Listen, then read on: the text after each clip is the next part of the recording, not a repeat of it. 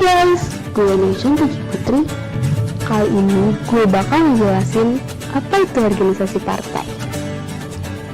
Jadi, organisasi partai atau partai politik pada saat ini merupakan kendaraan seseorang kalau seseorang itu berminat untuk jadi salah satu penyelenggara dalam pemerintah. Nah, partai politik ini sendiri lahir secara spontan dan berkembang menjadi penghubung antara rakyat dan pemerintah. Yang artinya, partai politik ini menjadi perpanjangan tangan untuk menyampaikan aspirasi mereka kepada pemerintah. Tujuan dari partai politik ini sendiri adalah untuk bersama-sama memperjuangkan dan mewujudkan negara dan masyarakat yang adil dan makmur. Nah, kalian tahu nggak sih kalau fungsi partai politik dalam negara demokrasi itu ada 4? Apa aja tuh? Nah, yang pertama, partai sebagai sarana komunikasi politik. Yang kedua, partai sebagai sarana sosialisasi politik. Yang ketiga, partai sebagai sarana rekrutmen politik. Dan yang terakhir, partai sebagai sarana mengatur konflik. Hai, gue Cynthia Rosalina dan gue Ika Putri. Setelah ngejelasin tentang organisasi partai, nah sekarang giliran kita berdua nih yang bakal jelasin apa itu basis sosial partai. Jadi guys, lo pada tahu nggak sih Gabriel Almond itu menggolongkan partai politik berdasarkan basis sosial. Nah, menurut basis sosial, partai politik itu dibagi menjadi 4 tipe. Nah, kira-kira apa aja itu? Kalian pada tahu nggak atau masih bingung? Oke, gue bakal jelasin poin-poin penting. Yang pertama, partai yang beranggotakan lapisan-lapisan sosial dalam masyarakat, seperti kelas atas, menengah, dan bawah.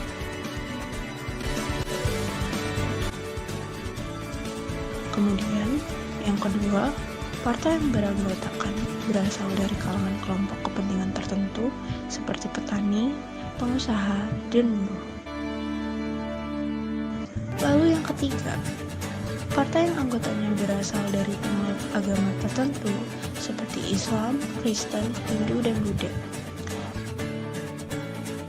Kemudian yang terakhir, partai yang anggotanya berasal dari kelompok budaya tertentu seperti suku bangsa, bahasa, dan daerah tertentu. Hai, gue Reza Hanafi. Dan gue Amira Sabrina. Cynthia dan Inke jelasin apa itu basis sosial partai. Nah, gue sama Reza bakal lanjut jelasin ke materi selanjutnya, yaitu sistem kepartaian. Seperti kata Andrew Hewitt tahun 2002, ia berpendapat kalau sistem partai politik merupakan sebuah jaringan dari hubungan dan interaksi antara partai politik di dalam sebuah sistem politik yang berjalan. Terus ada juga nih sistem partai politik yang pertama kali diperkenalkan dan dipopulerkan oleh De Vargar tahun 1994, di mana De Vargar ini membedakan tipe sistem politik menjadi 3 sistem, yaitu sistem partai tunggal, sistem 2 partai, dan sistem multipartai. Oke, gue bakal jelasin dari yang pertama banget nih. Ada sistem partai tunggal. Apaan tuh? Jadi, sistem partai tunggal itu merupakan satu-satunya partai dalam suatu negara, guys. Bisa juga disebut partai yang mempunyai kedudukan yang dominan di antara beberapa partai lainnya. Terus, yang kedua, sistem dua partai atau 2 partai. Nah, kalau tadi tunggal, sekarang sistemnya jadi 2 partai, yang berarti adanya 2 partai dalam sebuah negara atau adanya beberapa partai tetapi dengan peranan dominan dari 2 partai. Partai-partai ini terbagi ke dalam partai yang berkuasa karena menang dalam pemilu dan partai oposisi karena kalah dalam pemilu. For your information nih guys, sistem 2 partai itu bisa berjalan dengan baik kalau memenuhi 3 syarat. Mencakup apa aja tuh? Yang pertama, komposisi masyarakat adalah homogen. Lalu konsensus dalam masyarakat mengenai azas dan tujuan sosial yang pokok adalah kuat. Dan yang terakhir, adanya kontinuitas sejarah. Terus yang terakhir ada sistem multipartai. Sistem ini banyak dianut sama negara-negara seperti Indonesia, Malaysia, Belanda, Prancis, Swedia, dan lain sebagainya. Sistem multipartai ini lebih menitik beratkan peranan partai pada lembaga legislatif sehingga peranan pada eksekutif sering lemah dan ragu-ragu. Hal ini disebabkan oleh karena tidak ada satu partai yang cukup kuat untuk membentuk suatu pemerintahan sendiri, sehingga terpaksa membentuk koalisi dengan partai-partai lain. Halo, gue Empa Jembriawan. Dan gue Emarik Noval. Nah, kalau udah dengerin tuh penjelasan dari Anita dan Daisy, selanjutnya gue dan Ari bakal jelasin apa itu partai di negara demokrasi dan otoriter. Jadi, menurut kau Selas, partai politik di negara demokrasi itu punya 4 ciri dan fungsi. Apa aja tuh?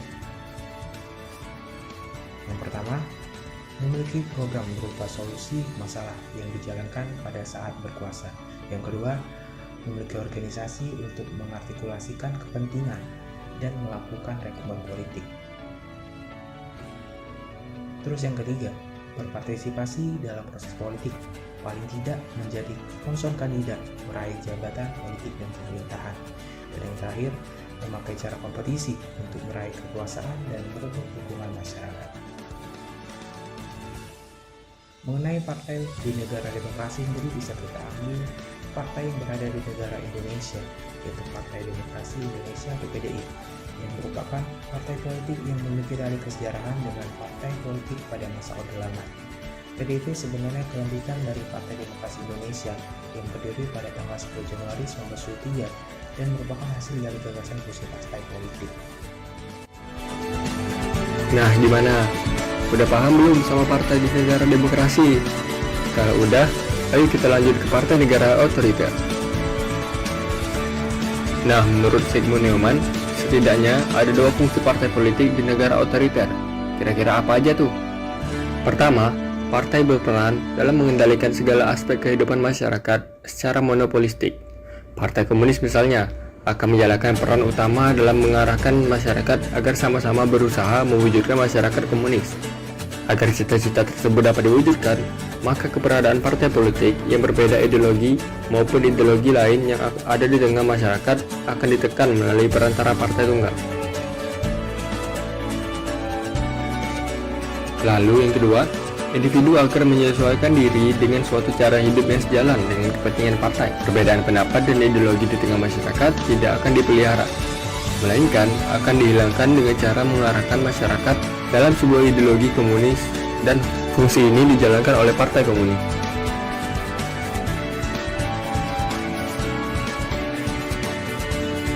Halo, gue Cindy Fitriana. Di sini gue bakal jelasin nih pemilu di berbagai negara.